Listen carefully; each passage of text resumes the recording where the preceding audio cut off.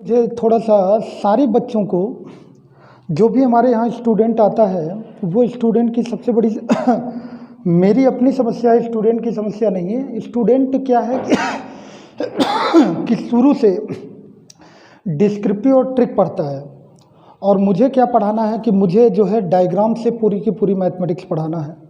और वो भी डायग्राम क्या है, ये डायग्राम है, इसी पे पूरी मैथमेटिक्स को हल करना है, इसी पे पूरी मैथमेटिक्स। तो शुरुआत में मुझे तो ये बताना पड़ेगा, कोई भी नया स्टूडेंट आएगा या मेरे यूट्यूब पे आए, जैसे यूट्यूब पे वीडियो मैं बना रहा हूँ या पेड कोर्स के लिए जो वीडियो बना रहा हूँ, तो उस पर सबसे बड़ी बात ये है कि जब तक इसको नहीं समझ पाएगा, क्योंकि डिस्क्रिप्टिव में क्या है कि मैं अभी से बताना शुरू कर दूँ तो अभी से बच्चा कुछ न कुछ समझने लगेगा। हाँ, डिस्क्रिप्टिव में मैं हाई स्कूल में या 8वीं 7वीं में ऐसा किया था और ये भी सर बता रहे हैं तो करना शुरू कर दूँ। कुछ जो जिसका बेस थोड़ा सा मजबूत है मैथ में, जिसका कमज़ोर है तो वो बेटा मेहनत करने पर भी आएगा कि हाँ कैसे सर कर रहे हैं, कैसे मुझे करना है, कैसे किताब में है। लेकिन वो जो कमज़ोर हो, चाहे वो अच्छा स्टूडेंट हो, चाहे मैथमेटिक्स में बहुत अच्छा हो, अगर उसको जो है दूसरे तरीके से, मतलब मेरे तरीके से करना है मैथमेटिक्स को, तो ये डायग्राम का शुरुआत अगर नहीं जानेगा तो मेरे क्लास में, दूसरे क्लास में बैठे या तीसरे क्लास में बैठे, उसका कोई मीनिंग नहीं निकलता है। ठीक है, तो थोड़ा सा 2 मिनट के लिए शांत होना पड़ेगा, एकदम कूल माइंड से। फिर से मैं वो करता हूँ ताकि इसको बात समझ में आए। तो बेटा कि पूरी की पूरी मैथमेटिक्स मैं इसी एक डायग्राम पे ख़त्म करूँगा। ये एक डायग्राम है, पूरी मैथ तुम्हें इसी डायग्राम पे ख़त्म होते हुए समझ में आएगा। और कुछ नहीं है, मतलब कि ये कि तुम फार्मूला याद करो, जैसे परसेंटेज का फार्मूला है, या जो है तुम रेशियो का फार्मूला याद करते हो, या प्रॉफिट एंड लॉस का याद करते हो, जो कुछ भी फार्मूला या ट्रिक याद करते हो, तो ये सब याद नहीं करना पड़ेगा। और ये मेरा वादा है कि जिस दिन हम सही से यूट्यूब पे आ जाएं, सही से सोशल मीडिया का सहारा ले लें और कुछ बच्चे अगर मुझे जान पाए, तो बेटा एक रिवोल्यूशन, एक क्रांति तुम लोग मचा सकते हो। तुम लोग किस्मती हो, तुम लोग बहुत बड़े किस्मत वाले हो कि जो कि मैं बैनर से प्रचार नहीं करता हूँ, बोर्ड से प्रचार नहीं करता हूँ, मेरे यहाँ स्टूडेंट ही स्टूडेंट को बुलाता है। और उसका रीज़न ये है कि स्टूडेंट कभी भी दूसरे स्टूडेंट को तभी बताएगा जब उसको बात समझ में आएगी। तो बात कैसे समझ में आएगी कि मेरा अपना ये है कि पूरे इंडिया में एक लहर मचाना है, और वो संभव तभी है जब तुम लोग करोगे ऐसा, कि मतलब पूरी की पूरी मैथमेटिक्स इसी डायग्राम पे करना है। अगर जिन बच्चों का मैथ एकदम कमज़ोर है, उनको जोड़ घटाना गुणा भाग अगर आता हो, तो वो सिर्फ नकल कर लें। नकल मतलब ये प्रश्न में दी गई संख्या का नकल करना है। नकल करना मतलब इसमें जो भी संख्या 4 5 6 7 8 9 10 11 12 दिखेगा, इसी को उठा के इस पर रख देना है। क्लियर? मेरी बात समझ में आ रही कि क्या करना है? ये डायग्राम कैसे काम करेगा, बड़ा मज़ा देगा। और मेरा अपना दावा है कि मज़ा देगा बेटा। एक बार दिमाग में अगर चला गया, फिर तुम लाइफ टाइम तुम डायग्राम के सिवा कोई फार्मूला, कोई ट्रिक की ज़रूरत तुम्हें पड़ेगी नहीं, और न करना चाहोगे। और किताब को तो बिल्कुल पलटी नहीं करोगे, उसमें कैसे हल किया गया है। तो सिर्फ और सिर्फ ये करना है कि प्रश्न में दी गई संख्या का नकल करना है। नकल करना मतलब इन संख्या को उठा के इस पर रख देना है। अब रख देना है। अब मैं एक चैप्टर की बात नहीं कर रहा हूँ कि एक चैप्टर तुम मान लो कि कोई एक चैप्टर हो गया पर्टिकुलर, मैं उसके लिए डायग्राम बता रहा हूँ। मैं तुम्हें पूरे चैप्टर, कोई भी चैप्टर उठा लो, जैसे तुम मान लो सीपी उठा लिए, टाइम एंड वर्क उठा लिए, परसेंटेज उठा लिए, प्रॉफिट एंड लॉस उठा लिए, एसआई उठा लिए, सीआई, कोई भी चैप्टर तुम उठा लिए, तो डायग्राम ऐसे बनेगा। और उसका काम करने का तरीका सिर्फ एक है, मतलब एक चीज़ जान के हम सारे चैप्टर में वो तरीका अप्लाई कर सकते हैं। क्लियर? तो यहाँ पर जरा समझना होगा कि अगर मान लो नंबर उठा के यहाँ पर रख दिए, मनमानी रख दिए, अभी सिर्फ इतना जानो कि मनमानी रख दिए। मान लो यहाँ पर संख्या कुछ हो और वो संख्या को हम उठा के रखना शुरू कर दिए ऐसे मनमानी, जैसे यहाँ पर 10, यहाँ पर मान लो कि 4, यहाँ पर मान लो कि 8, यहाँ पर 2, यहाँ पर x और यहाँ पर 10, इस तरह से मनमानी रख लिए। ठीक है, अभी मनमानी रख लिए। ये चाहे मिश्र समानुपात का प्रश्न हो, चाहे ये परसेंटेज का प्रश्न हो, चाहे ये प्रॉफिट एंड लॉस का हो, चाहे एसआई का हो, चाहे सीआई का हो, कोई भी चैप्टर का सवाल हो, अगर मैं मान लो डायग्राम पे ये संख्या को उठा के रख लिए, तो रखने का मतलब ये कि अभी x जो अननोन वैल्यू है, जिसका मान हमें ज्ञात करना है, इसका मान कभी भी जब भी डायग्राम बनाएंगे तो एक ही तरीके से इसका मान निकालेंगे। वो एक तरीका क्या है बेटा, वो एक तरीका ये है, यक्स बराबर ऐसे लाइन खींचेंगे, ये लाइन यक्स का लाइन देखेंगे, यक्स के लाइन में जो भी गिनती हमें दिखाई देगा उसको गुणे के रूप में नीचे लिखेंगे और अपोजिट लाइन का मान कहाँ लिखेंगे बेटा, ऊपर लिख देंगे। ओके, जैसे ये 10, ये 8 और ये 10। अब इसको काट लेंगे, काटने का मतलब 4 दूनी 8, 2 पंचे 10 और 5 दूनी 10, 10 धम्मा 100। एक्स का मान कितना आया बेटा, 100 आया। समझ में आ रही बात। ये किसी भी चैप्टर में ऐसे ही करेंगे, डायग्राम बनेगा तो ऐसे कर देंगे। अब जरा मतलब कि कुल मिलाकर मान लो यक्स यहाँ न होता, यक्स यहाँ होता और यहाँ पर तुम्हारा 2 होता तो भी वही कंडीशन है। यक्स के लाइन का मान कहाँ रहेगा बेटा, नीचे रहेगा। तो यक्स के लाइन में ये 2 और 4 नीचे और 10, 8 और 10 ऊपर, फिर वही मान आता। 4 दूनी 8, 2 2 से कट गया, 10 धम्मा कितना हो गया, 100 हो गया। मतलब यक्स का मान 100 प्राप्त हो गया। ठीक है। अगर मान लो कि ये यक्स मान लो कहीं से यहाँ पर न होता, यक्स यहाँ पर होता, ध्यान देना, यक्स यहाँ पर होता और 8 यहाँ पर होता, तो फिर कहने का मतलब वही कहानी हम दोहराएंगे बार बार। यक्स के लाइन का मान कहाँ लिखेंगे बेटा, लाइन खींचेंगे और यक्स के लाइन का मान नीचे लिख देंगे, 10 और 10 को नीचे लिख देंगे और अपोजिट लाइन का मान कहाँ लिख देंगे, ऊपर गुणे के रूप में लिख देंगे। जो कटेगा कटेगा ना, जो नहीं कटेगा नहीं कटेगा। जैसे 2 पंचे 10 और 2 चौक 8, 2 पंचे 10। अब ये 4 चौक 16 हो गया, नीचे कितना बचा बेटा, 25। यही आंसर हो गया एक्स का। तो कहने का मतलब ये कि हमें सिर्फ और सिर्फ इतना जानना है कि आखिर डायग्राम में एक्स काम कैसे करता है, यक्स के लाइन का मान कहाँ रहता है और अपोजिट लाइन का मान कहाँ रहता है। तो एक बात सीखने को मिला जब कभी हम डायग्राम बनाएंगे, डायग्राम में प्रश्न वाली संख्या को उठा के रखेंगे तो जो हमें मान नहीं पता होगा मतलब उसको एक्स के रूप में मान लेंगे और यक्स के लाइन का मान नीचे लिख देंगे और अपोजिट लाइन का मान कहाँ लिख देंगे बेटा, ऊपर लिख देंगे। इतनी बातें क्लियर हुई, यहाँ तक कोई दिक्कत नहीं है। अब जरा इसको जब धीरे धीरे थोड़ा सा एक्सपर्ट बनो, मान लो ऐसे नहीं करना चाहते और तेज करना चाहते हो, डायग्राम को और जल्दी सॉल्व करना चाहते हो, तो और जल्दी सॉल्व करने का ये तरीका और है। तरीका क्या, वही है सब कुछ। जैसे मान लो यहाँ पर 10 है, यहाँ पर 5 है, यहाँ पर 8 है, यहाँ पर 2 है, यहाँ पर 6 है और यहाँ पर x है। ठीक है, x यहाँ पर है। अब इसको और जल्दी करना चाहते हो, मतलब कुल मिलाकर तुम्हें दोबारा नहीं लिखना है, एक बार नंबर लिख दिए और दोबारा नहीं लिखना है और x का मान प्राप्त करना है। तो करोगे क्या कि दो अपोजिट लाइन के मान को आपस में काट सकते हो। जैसे ये लाइन देखो सीधी लाइन है, ये दोनों लाइन अपोजिट है, ये दोनों लाइन अपोजिट है, ये लाइन अपोजिट है, ये लाइन अपोजिट है। मतलब घूम फिर के हम नंबर को काट सकते हैं अगर मौका मिले तो। अभी इसको जैसे मुझे काटना हो तो कैसे काटेंगे बेटा, ये देखो यहाँ पर 5 दूनी 10 हो गया, 2 से 2 कट गया कि नहीं बेटा। अब ये अगर इसको काटे तो 2 चौक 8, 2 तिहाई 6 हो गया। अब इस सीधा आंसर लिखेंगे, यक्स के लाइन में जो कुछ गिनती होगा उसको हम नीचे दिखा देंगे और अपोजिट में जो गिनती होगा उसको ऊपर दिखा देंगे, यही मेरा आंसर हो जाएगा। ठीक है, समझ में आ रही बात कि या तो हम वैसे करें तो वैसे करने में थोड़ा सा टाइम लगेगा और एक्सपर्ट बनो तो एक क्रांति मचा दो बेटा पूरी दुनिया में। जब मुझे कोई देखे, मतलब सोशल मीडिया पे कोई भी देखे, एनीवन, मुझे किसी का फिक्र नहीं है।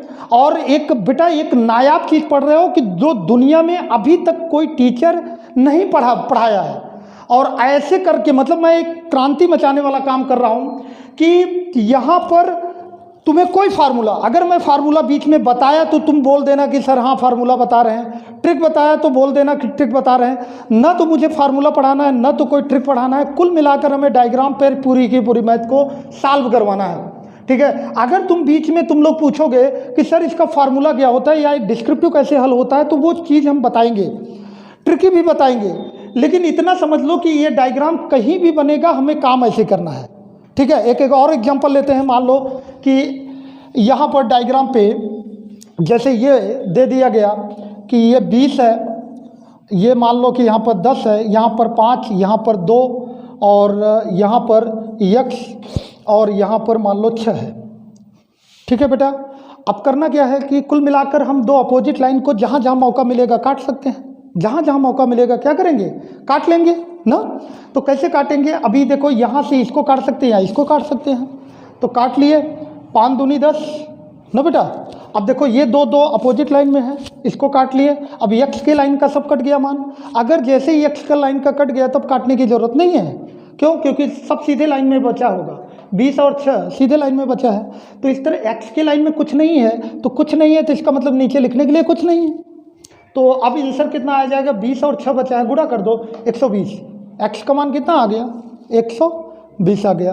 अब इतनी बातें तो हो गई, अब इतनी सारी बातें हो गई कि हाँ कुल मिलाकर अगर हमें लाभ हानि के प्रश्न में ऐसे डायग्राम बना लेंगे तो ऐसे हल करेंगे, ठीक है।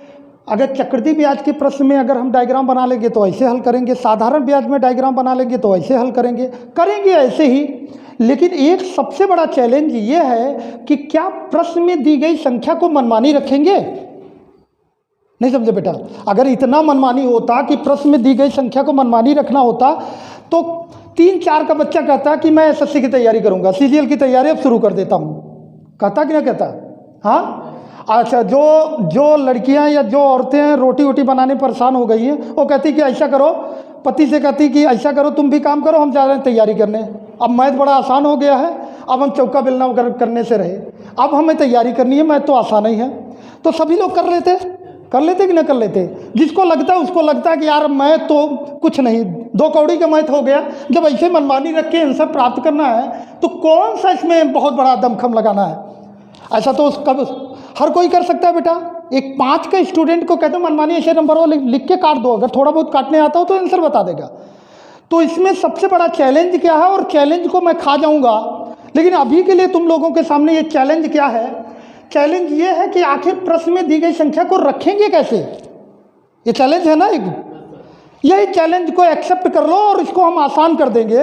इसी चैलेंज को तुम लोगों को एक्सेप्ट करना है कि कैसे वाकई में ये नंबर मनमानी रखा गया, कि कुछ नियम है इसके पीछे। तो नियम क्या है कि मेरे पास कोई फार्मूला नहीं है, कोई ट्रिक नहीं है, तो मेरा अपना नियम क्या है इसको डायग्राम पे रखने का? वो बहुत ही आसान है। पहले डायग्राम को समझो।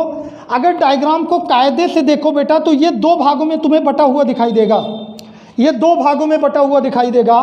डायग्राम देखो, यहाँ से देखो ऊपर, यहाँ से नीचे, 2 भागों में बटा हुआ दिखाई दे रहा है। मतलब ऊपर वाले कुछ अलग कैटेगरी के लोग होंगे और नीचे वाले कुछ अलग कैटेगरी के लोग होंगे ना। ये 2 भागों में बटा हुआ दिखाई दे रहा है। तो करना क्या है? अब जैसे मान लो कि हम कह दें कि बेटा ये एरिया भारत का है और ये एरिया पाकिस्तान का है। कोई आदमी कहे हम पाकिस्तान के हैं, हमें जाना है यहाँ बॉर्डर पे खड़ा होकर, तो जो जानता है पाकिस्तान को क्या बोलेगा? चले जाओ भैया नीचे ना। और अगर कोई आदमी ये कह दे कि भैया मुझे भारत में जाना है, तो आदमी क्या बोलेगा? ऊपर कि नीचे? ऊपर बोल देगा, ऊपर चले जाओ। इस बहुत ऊपर मत भेज देना कि पहुंचा दो बहुत ऊपर, मतलब यहाँ पर कि ऊपर चले जाओ, ठीक है। तो ये भारत और पाकिस्तान है। अगर कोई कहे कि हमें इलाहाबाद जाना है, इलाहाबाद जाना है, अगर कोई कहते इलाहाबाद जाना है, तो आदमी थोड़ा सा सोचेगा कि यार इलाहाबाद कहाँ पर है, भारत में है कि पाकिस्तान में है। अगर उसको पता चला कि हाँ इलाहाबाद भारत में है तो कह देगा ऊपर चले जाओ देख लेना, उसी भारत में कहीं है ना बेटा। और इसी तरह लाहौर की बात करें तो लाहौर कहेगा पाकिस्तान में चले जाओ। तो यही फंडामेंटल है। इसी तरह से हम बताएंगे बेटा कि पूरी संख्या को सिर्फ शब्दों से रखवा देंगे। मतलब कि जो संख्या तुम रखते हो वो संख्या हम किससे रखवाएंगे बेटा? शब्दों से रखवा देंगे। 2-3 शब्द किसी एक चैप्टर में याद करना है। फार्मूला 10-20 ठो भूल जाओ, 10-20 फार्मूला भूल जाओ, किसी चैप्टर में 10-20 फार्मूला भूल जाओ। ट्रिक 40-50 हो उसको भी भूल जाओ। सिर्फ हमारा 2-3 शब्द, ज़्यादा से ज़्यादा किसी चैप्टर को सॉल्व करने के लिए 2 या 3 शब्द आएगा, उसी 3 शब्द को याद करो, पूरा का पूरा नंबर रख लोगे। और सवाल को हल करना तो एक ही तरीके से है। समझ में आ रही है मेरी बात? तो करना कैसे है? अब जैसे मान लो कि शुरुआत हम करें मिश्र समानुपात के प्रश्न से। मिश्र समानुपात मतलब कंपाउंड प्रोपोर्शन, मिश्र समानुपात, ये चैप्टर स्टार्ट करते हैं ताकि जो है डायग्राम की बात शुरू में डायग्राम की बात अच्छे से समझ में आए। तो मिश्र समानुपात, तो सबसे पहले एक बात ये जानो कि मिश्र समानुपात आखिर कैसे जानोगे कि मिश्र समानुपात का प्रश्न है। जब कोई प्रश्न पढ़ो उसमें काम करने वाले के साथ समय दिया गया हो। काम कौन कौन कर सकता है बेटा? व्यक्ति भी कर सकता है, वस्तु भी कर सकता है, जानवर भी कर सकते हैं। काम करने वाला दिखे और उनके साथ समय दिखे तो ये जान लेना कि वो मिश्र समानुपात का सवाल है। उनका बस ये होगा कि नाम अथवा पहचान नहीं मालूम होगा। जैसे मान लो कि कह दिया 10 व्यक्ति किसी काम को 10 घंटे में करता है। 10 व्यक्ति किसी काम को कितने घंटे में करता है? 10 घंटे में करता है। अब यहाँ पर व्यक्तियों का नाम नहीं दिया गया हो तो किसका सवाल मान लेंगे बेटा? मिश्र समान। मिश्र मतलब मिला हुआ, ठीक है। समानुपात मतलब अनुपात की बात हम करेंगे। तो कहने का मतलब ये कि कुल मिलाकर यहाँ पर बस इतना समझना है, जैसे कि कोई काम, मतलब कि अभी इतने समझो कि व्यक्ति के साथ समय दिया गया हो और व्यक्तियों का नाम न मालूम हो तो उसको किस चैप्टर का सवाल मानेंगे बेटा? मिश्र। मिश्र मतलब मिला हुआ ना, सब मिल गए, नाम अलग अलग नहीं है, ठीक है। इतनी बातें समझ में आ रही बेटा? अब अगर मिश्र समानुपात का सवाल है बेटा तो ये 3 शब्दों से खत्म होने वाला है। कितने शब्दों से खत्म होने वाला है? 3 शब्द। वो 3 शब्द क्या है उसी के बारे में हम बता रहे हैं कि कैसे नकल करते थे, संख्या कैसे रखते थे। अब यहाँ भारत में एक बात जान लो, ये भारत के एरिया में 3 शब्द याद कर लो, वही रख देना है। अगर किसी संख्या के आगे व्यक्ति लिखा होगा तो वो संख्या कहाँ जाएगा? इंडिया में। ऊपर मतलब इंडिया, भारत में ऊपर की तरफ।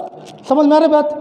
अगर किसी संख्या के बगल में समय लिखा होगा तो वो समय कहाँ जाएगा? भारत में। और किसी संख्या के आगे प्रति व्यक्ति जैसा शब्द लिखा होगा तो वो संख्या कहाँ जाएगा बेटा? भारत में, ठीक है। तो याद कर लो कि अगर किसी संख्या के बगल में व्यक्ति, समय या प्रति व्यक्ति लिखा होगा तो वो संख्या कहाँ लिखोगे? अगर ये शब्द नहीं लिखा होगा तो उस संख्या को कहाँ लिखोगे बेटा?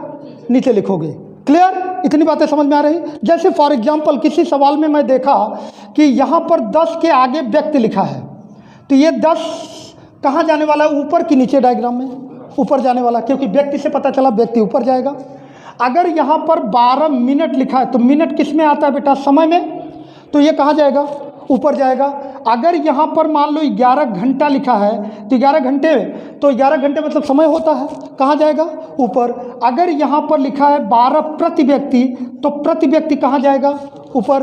अगर बेटा 20 मीटर लिखा है तो मीटर, क्या मैं बोला हूँ ऊपर लिखने के लिए? नहीं बोला हूँ। तो सारी चीज़ें, इनके अलावा सारी चीज़ें कहाँ जाएगी? पाकिस्तान में, मतलब नीचे की तरफ। क्लियर? इतनी बातें समझ में आ रही? तो यहाँ पर बस इतना ही समझना है। ये 3 शब्द से पूरा चैप्टर मैं खत्म करूँगा। ये मिश्र समानुपात का जितना भी सवाल है, अब न तो कोई फार्मूला लगाना, न कोई ट्रिक लगाना बेटा, ये 3 शब्द ही काफ़ी है। अब कुछ तुम्हें लगाना, अपना अपना दिमाग नहीं लगाना है। कोई कहीं पर न फार्मूला फिट करना है, न कोई ट्रिक फिट करना है, न इसको भी सही से तुम्हें सोचना है। तुम सिर्फ और सिर्फ यही काम कर ले जाओ। नंबर कैसे लिखना है ये मैं बता रहा हूँ, ठीक है। और हल कैसे करना है बेटा? यक्ष के लाइन का मान कहाँ रहता है? नीचे रहता है। और अपोजिट लाइन का मान कहाँ रहता है? ऊपर। या काट दो अपोजिट लाइन। तो यहाँ पर जरा समझो, किसी संख्या के बगल में व्यक्ति या समय या प्रति व्यक्ति लिखा रहेगा तो कहाँ लिखना है? ऊपर। और दूसरी चीज़ लिखी रहेगी तो कहाँ लिखा जाएगा? नीचे लिखा जाएगा ना बेटा। अब हमें देखो मान कैसे अभी लिखते थे, मनमानी नहीं। प्रश्न में दी गई संख्या को जो मैं बोला था कि उठा के इस पर रख दो, तो उसके पीछे लॉजिक काम करता था। कैसे लॉजिक काम करेगा? एक सेंटेंस का मान एक तरफ देखो, एक तरफ ये भारत हो गया ये, और ये क्या हो गया बेटा? पाकिस्तान। ये अगर इधर जाओ तो ये भारत हो गया, ये क्या हो गया? पाकिस्तान ना। तो पहला सेंटेंस का मान इधर साइड में रखोगे, ऊपर वाली चीज़ ऊपर, नीचे वाली चीज़ नीचे। और दूसरे सेंटेंस का मान किधर लिखोगे बेटा? इस साइड में, ऊपर वाली चीज़ ऊपर, नीचे वाली चीज़ नीचे। जैसे फॉर एग्जांपल मैं एक छोटा सा एग्जांपल लेता हूँ, फिर सवाल को बोलूँगा। जैसे मान लो कि एक बात यहाँ से बोला जाए बेटा कि पहला कि 10 व्यक्ति 50 मीटर लंबी सड़क 10 दिन में बना लेते हैं। एक बात बताओ, लेते हैं एक सेंटेंस हो गया ना, है आ गया तो एक सेंटेंस हो गया। अब अगर इस संख्या को हमें चोरी करना हो, नकल करना हो, तो नकल करने का एक तरीका मैं बताया। कैसे लिखोगे बेटा? इस साइड में लिखोगे, पहला सेंटेंस है तो इस साइड में 10 के बगल में क्या लिखा है? व्यक्ति। ऊपर लिख दिए, कहीं भी बहुत जगह है इस साइड में। ना बेटा। 50 के बगल में मीटर लिखा है, क्या मीटर ऊपर बोला गया है? नहीं बोला गया है। तो 50 कहाँ जाएगा? नीचे, इस साइड में कहीं भी। बहुत जगह है, और कम जगह हो थोड़ा सा और जगह बटन बना लो। ये तुम्हारी खेती नहीं है, तुम्हारा ज़मीन नहीं है बेटा, ये समझ लो प्लाट तुम्हारे लिए खाली है, जितना बढ़ाना चाहो उतना बढ़ा सकते हो। क्लियर? अब इसके बाद अगला सेंटेंस क्या है? ये 10 के आगे दिन है, दिन मतलब समझ में आता है, तो ऊपर जाएगा कि नीचे जाएगा? ऊपर जाएगा। क्लियर? बोलो बेटा, कोई दिक्कत? इतनी बातें समझ में आई? ये तो तुम लोगों को समझ में आ ही रहा होगा। तो 10 व्यक्ति 50 मीटर लंबी सड़क 10 दिन में बना लेते, एक सेंटेंस पूरा हो गया, तो इधर का काम पूरा हो गया। अब दूसरा सेंटेंस अगर हम बोले कि यहाँ पर बोल दें बेटा 20 व्यक्ति 200 मीटर लंबी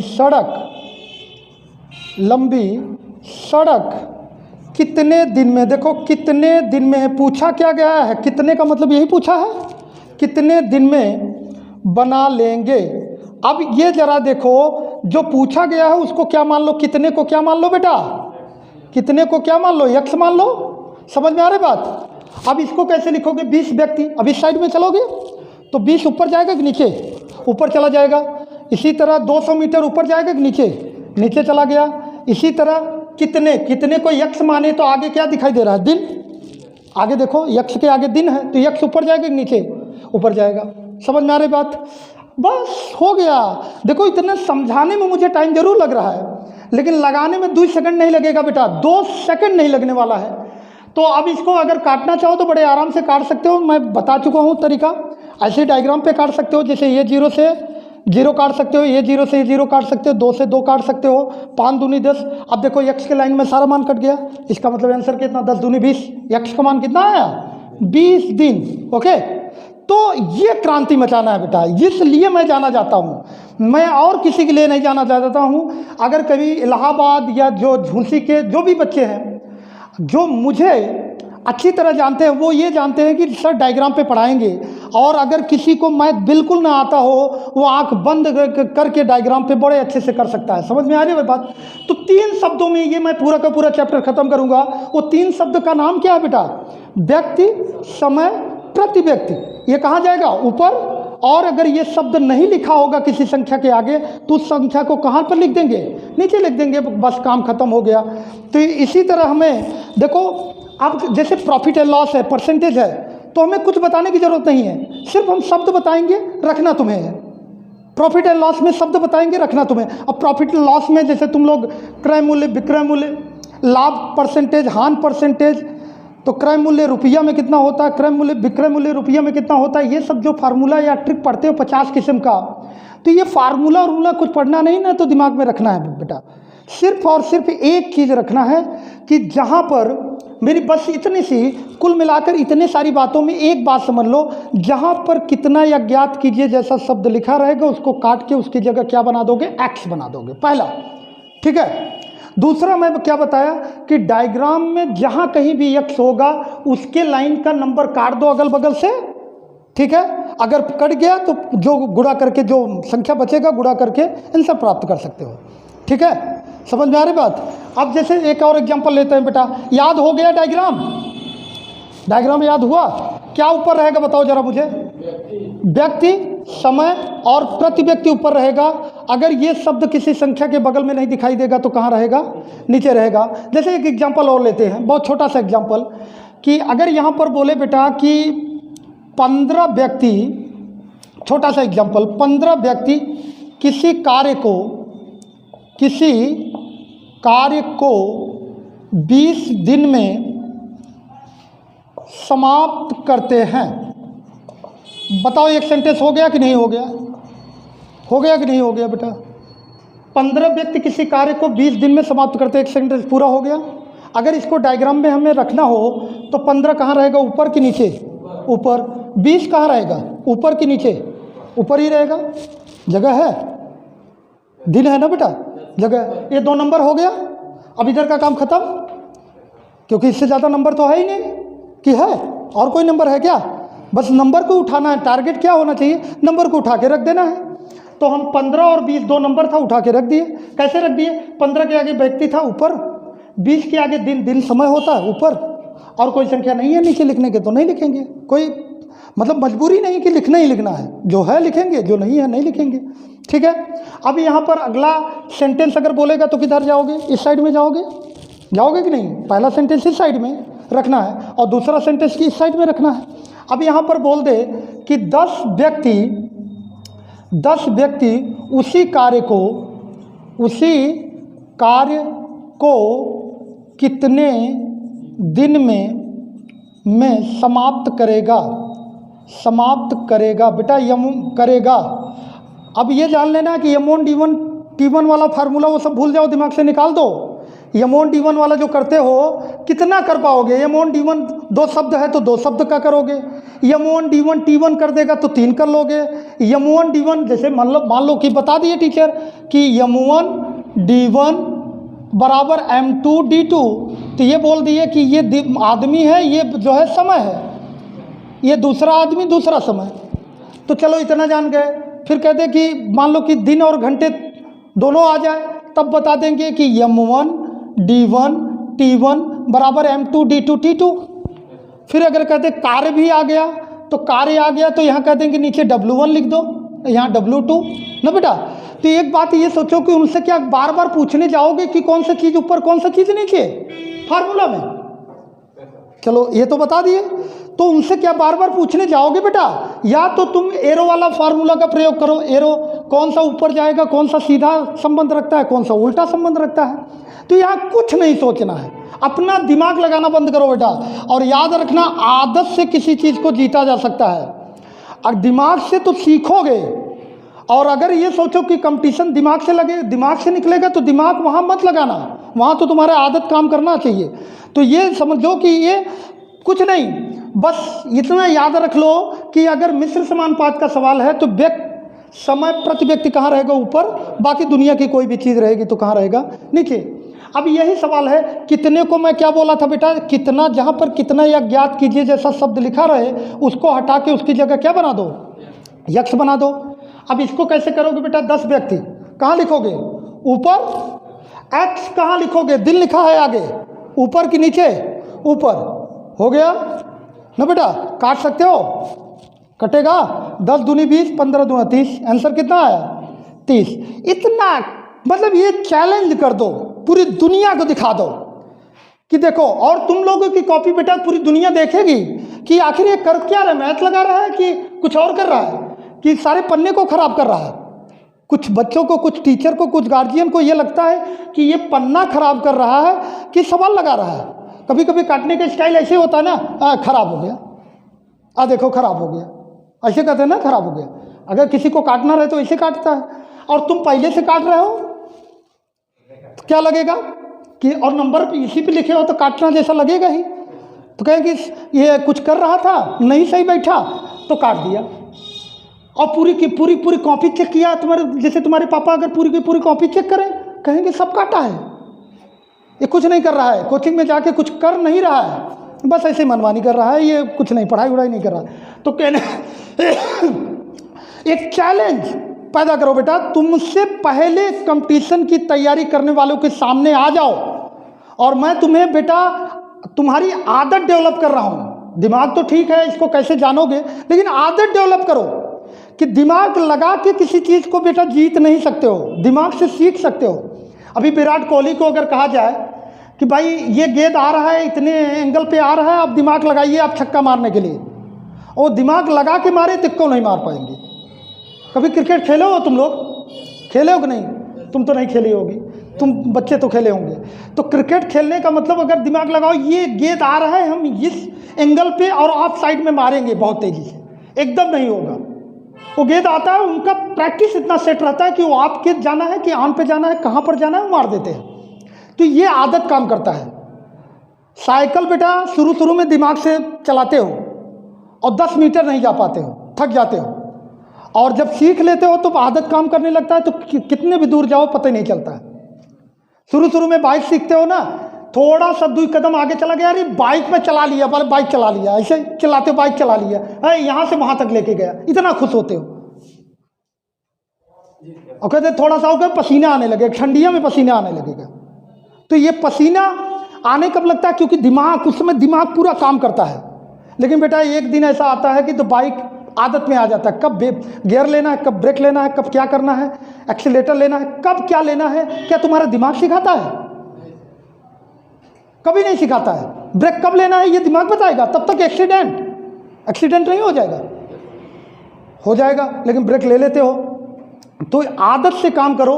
तो ये समझ में आ रहा बेटा, चैलेंज, एक रिवोल्यूशन, एक क्रांति मचाओ, करना यही है। व्यक्ति समय प्रति व्यक्ति ऊपर रहेगा, बाकी दुनिया की कोई भी चीज़ रहेगा नीचे रहेगा, और एक ही तरीके से पूरी की पूरी मैथ को हल करना है। ये सीपी में ही नहीं करना है, percentage profit and loss, SICI में कितनी बार बोले कि ये सब में करना है कि ऐसे ही डायग्राम बन जाएगा और काट लेना, जो मान आ जाएगा वो मान आ जाएगा। एक और एग्जाम्पल लेते हैं बेटा, जरा देखो, मिटा दे इसको। एक और एग्जाम्पल लेते हैं, जैसे मान लो यहाँ पर कह दिया जाए कि 8 व्यक्ति 40% कार्य 20 दिन में समाप्त करते हैं। एक पहला सेंटेंस हो गया ना बेटा, 8 व्यक्ति 40% कार्य 20 दिन में समाप्त करते हैं, पहला सेंटेंस हो गया। अब दूसरा सेंटेंस अगर बोला गया कि ये बोला गया 12 व्यक्ति 120% कार्य कितने दिन में समाप्त करेंगे? ठीक है, यही सवाल है। एक बात ये समझ लो, ये भी दे सकता है, इसको भी पूछ सकता है, कोई बहुत बड़ी चीज़ नहीं है। जैसे मैं बोल दूं यहाँ पर मान लो कि 20 दिन बोल दूं, और यहाँ पर बोल दूं बेटा कितने व्यक्ति। ठीक है, थोड़ा सा दिल से हटो, व्यक्ति पे भी आ जाओ ना बेटा। तो कितने व्यक्ति 120% कार्य 20 दिन में समाप्त कर सकते हैं। अब इसको करना है कुछ नहीं बेटा, बस दिमाग में रहो कि मिश्र समानुपात के प्रश्न को हल करने के लिए मुझे 3 शब्द याद होना चाहिए। व्यक्ति, समय, प्रति व्यक्ति कहाँ रहेगा? ऊपर। बाकी अगर ये शब्द नहीं मिला किसी संख्या के आगे तो कहाँ ढकेल देंगे? नीचे की तरफ ढकेल देंगे। हाँ, लेकिन ये है सीक्वेंस से काम करना। सीक्वेंस से मतलब कि पहले सेंटेंस का मान इधर और दूसरे सेंटेंस का मान इधर ना बेटा। पहले सेंटेंस में 8 व्यक्ति है, कहाँ जाएगा? ऊपर के जाएगा कि नीचे जाएगा? ऊपर जाएगा। ठीक है, इधर साइड में रहना, इधर साइड में मत भाग जाना। अच्छा, 40% कहाँ जाएगा बेटा? परसेंट है, ऊपर के नीचे परसेंटेज लिखा है, देखो देखो देखो, परसेंटेज लिखा है, न तो व्यक्ति दिखाई दे रहा है, न तो समय, न तो प्रति व्यक्ति। तो कहाँ जाएगा? नीचे, इसके नीचे जाएगा 40%। और आगे क्या लिखा है? दिन, 20 दिन कहाँ गया? ऊपर गया। क्लियर? एक सेंटेंस पूरा हो गया, फुलफिल। इसी तरह कितने व्यक्ति, कितने को हटा के क्या बना लेंगे? यक्ष, व्यक्ति। अच्छा बताओ, यक्ष कहाँ जाएगा? ऊपर कि नीचे? ऊपर जाएगा, व्यक्ति लिखा है। बस देखो, किसी यक्ष या किसी संख्या के आगे शब्द देखोगे तो पता चलेगा। यक्ष के आगे क्या लिखा है? व्यक्ति। यक्ष कहाँ जाएगा? ऊपर। 120 के आगे देखो शब्द परसेंटेज है, परसेंटेज तो मैं बोला नहीं ऊपर, तो कहाँ जाएगा बेटा? नीचे जाएगा। 20 के आगे देखोगे तो पता चलेगा 20 को कहाँ लिख रहे हो? ऊपर लिखे। हो जाएगा कि नहीं हो जाएगा? क्या होगा बेटा? 20 से काट सकते हो, 20 छक्का 120, और यहाँ पर काटो, यहाँ पर क्या कटेगा? 20 दूना 40, 2 चौका 8। यक्ष की लाइन में सारा मान कट गया है, मतलब नीचे आने वाली संभावना एकदम खत्म ना। तो यक्ष बराबर कितना होगा बेटा? देखो 6 बचा है, 4 बचा है, तो इसका गुणा करके हम लिख दें 6 चौ 24। तो यक्ष का मान कितना हो गया? 24 हो गया। ठीक है, इसी तरह से करना है। अगर यही सवाल मैं बेटा जो है जैसे परसेंटेज में भी बोलूँ, मिटा दूँ इसको। अगर ये सीपी की बात छोड़ दो, अब इतना तो तुम लोगों को पता चल ही गया होगा कि डायग्राम कहीं भी होगा तो उसको हल करने का तरीका क्या है। जैसे मैं परसेंटेज में बोलूं बेटा, यहाँ पर ये बोलूं 20, यहाँ पर 5, यहाँ पर 100 और यहाँ पर x परसेंटेज। ओके, अगर मैं पूछूं x परसेंट का मान क्या होगा तो अब तुम लोग क्लियर निकाल सकते हो ना। क्या करना है? x के लाइन का मान सारा कट जाए, आंसर आ जाएगा। तो कैसे आएगा बेटा? 20 पंचे 100, 25%। Okay, clear? एक्स के लाइन में ये सोचो कि एक्स के लाइन में जो कुछ भी आया बाएं दाएं करके काट ले, अगर कुछ बचेगा तो नीचे दिखा देंगे। मान लो एक्स के लाइन में और कुछ होता, 3 भी होता तो 3 ना, तो अगर x के लाइन में यहाँ पर 3 होता या यहाँ पर 3 होता तो ये न कटता, तो 25 हो गया और x के लाइन में जो बचा है उसको नीचे दिखा देंगे, बस यही आंसर हो जाएगा, निकल जाएगा। ठीक है, हो जाएगा कि नहीं हो जाएगा। तो एक बेटा कि मैं अपनी बात से मुकरने वाला नहीं हूँ, ये सोच लो कि मैं अपनी बात से मुकरूंगा, बिल्कुल नहीं। अगर एक बार चला गया डायग्राम तुम लोगों के जहन में, क्योंकि ये पहली बार है तो थोड़ा सा बेटा बताने में समय लग सकता है, लेकिन अगर एक बार दिमाग में चला गया तो फिर उसको 2-3 सेकंड के अंदर किसी भी सवाल का जवाब दे सकते